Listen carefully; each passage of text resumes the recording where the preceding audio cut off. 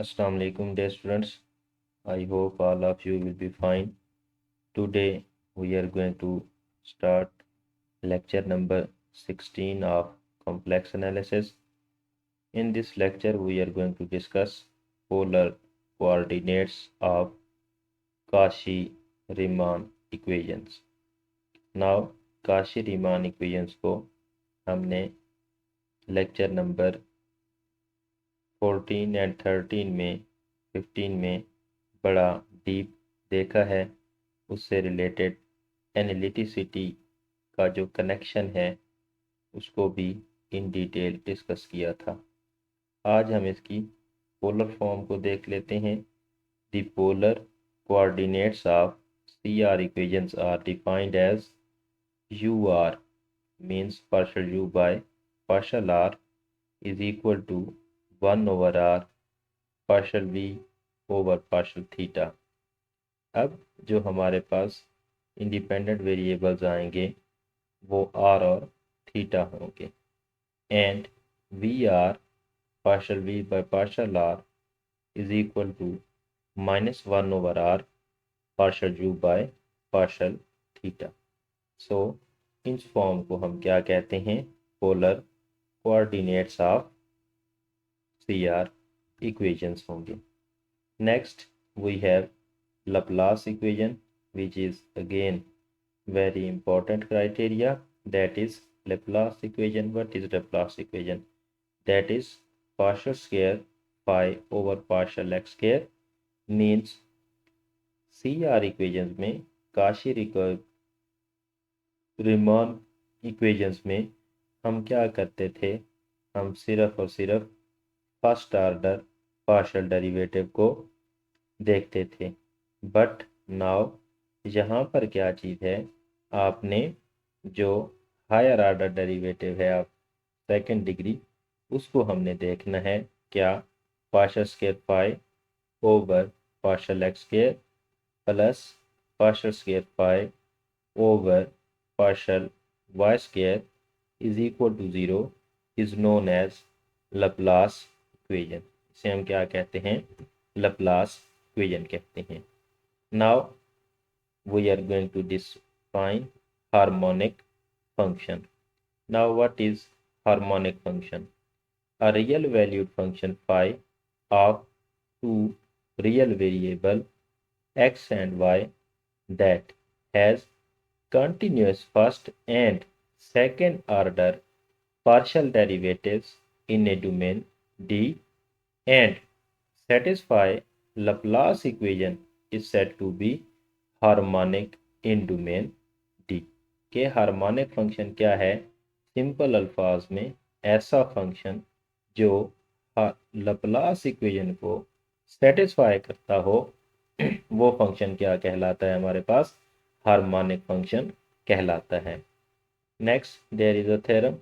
Suppose that the complex function f of z is equal to u of xy plus iota v of xy is analytic in a domain D, then the function u of xy and v of xy are harmonic in D। कि अगर हमारे पास original function f of z with u of xy and v of xy analytic हो, means analytic mean एक specific point पर, इन domain की बात हो रही है तो डोमेन के हर पॉइंट पर हमारे पास क्या है? फंक्शन एनालिटिक है। मीन्स हर पॉइंट पर फंक्शन डिफरेंशिएबल भी है और नेबरहुड जो है उस पर भी फंक्शन क्या है? डिफरेंशिएबल है और एनालिटिक है तो डेफिनेटली CR इक्वेशंस को भी सेटिस्फाई कर रहा होगा। और अगर कोई फंक्शन एनालिटिक है तो देन द फंक्शंस जो कॉन्जुगेट्स होंगे u of xy and v of xy वो क्या है? हमारे पास हार्मोनिक हैं। मीन्स वो लप्लास इक्वेशन को सेटिस्फाई कर रहे होंगे। Remark, if the complex function f of z is equal to u of xy plus iota v of xy is entire, कि अगर हमारे पास कोई फंक्शन इंटायर फंक्शन है then the function u of xy and v of xy are necessarily harmonic in any domain d of the complex function. Now what is entire function? Entire function आपने देखा है any function which is analytic in whole complex plane is called entire function. अगर entire function है तो वो क्या करेगा? is entire then the functions u of xy and v of xy are harmonic. क्या होंगे? हार्मोनिक होंगे, मीन्स वो लैप्लास इक्वेशन को सेटिस्फाई कर रहे होंगे. Then is orthogonal families. Now what are orthogonal families? Suppose the function f of z is equal to u of xy plus iota v of xy is analytic in some domain d. के हमारे पास function f of z क्या है? Analytic है एक domain के अंदर. Then the real and imaginary parts of f of z कौन कौन से? u of xy is equal to c1 and v of xy is equal to c2, where c1 and c2 are arbitrary constants are called level curves of u and v. कि अगर हमारे पास function क्या है? Analytic है एक domain D में, then real और imaginary parts u of xy and v of xy, u of xy को c1 और v of xy को c2 कह दें तो ये हमारे पास क्या कहलाती हैं? लेवल कर्व्स कहलाते हैं. किसके?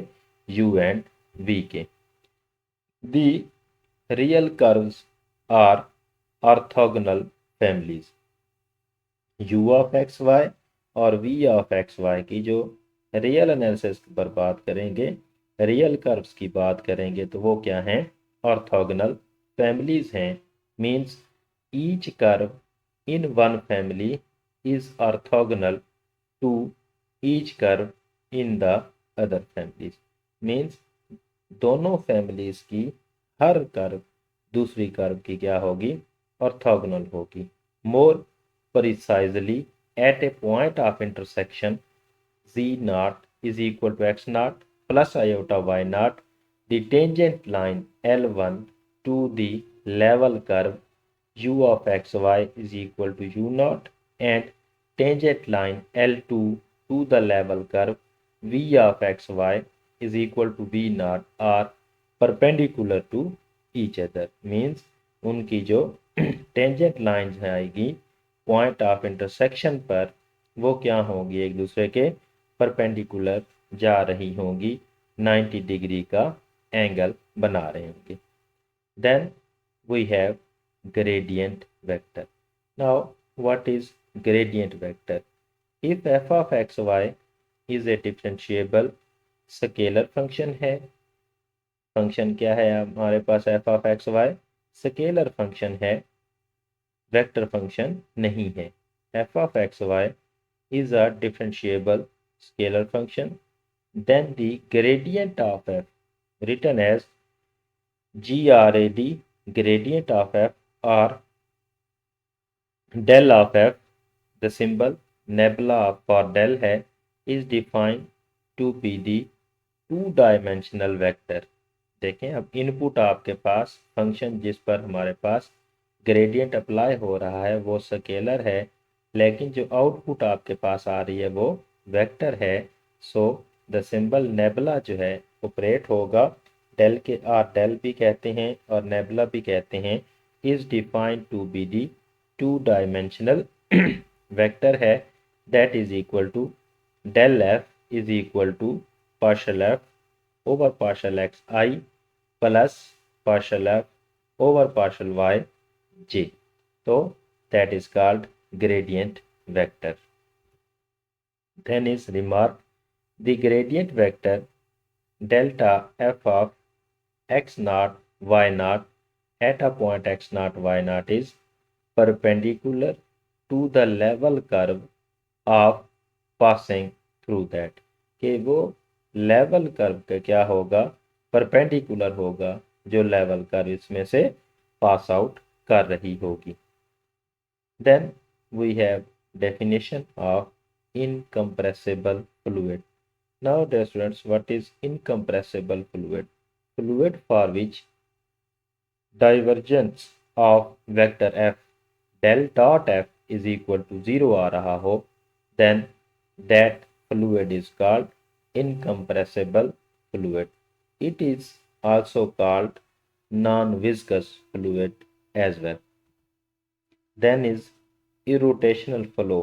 ये जो डेफिनेशंस पीपीएससी के एग्जाम में पहले आती रही हैं, इसलिए हमने इनको मेंशन आउट किया है. Irrotational flow. What is irrotational flow? The flow is irrotational if curl of F means del cross F is equal to 0 vector के आ रहा हो, तो फिर हम कहते हैं कि हमारे पास जो फ्लो है वो इरोटेशनल फ्लो है. Now after defining irrotational flow we are going to discuss ideal fluid. Now what is ideal fluid? An incompressible fluid, कि हमारे पास एक ऐसा फ्लूइड है जो इनकम्प्रेसिबल है. An incompressible fluid whose planar flow is irrotational, कि जिसके लिए del cross F is equal to 0 vector आ रहा है, planar flow is irrotational, is said to be an ideal fluid. Then is complex exponential function. We will discuss this in next lecture. So video को like कर दें और channel को subscribe कर दें. Thank you so much.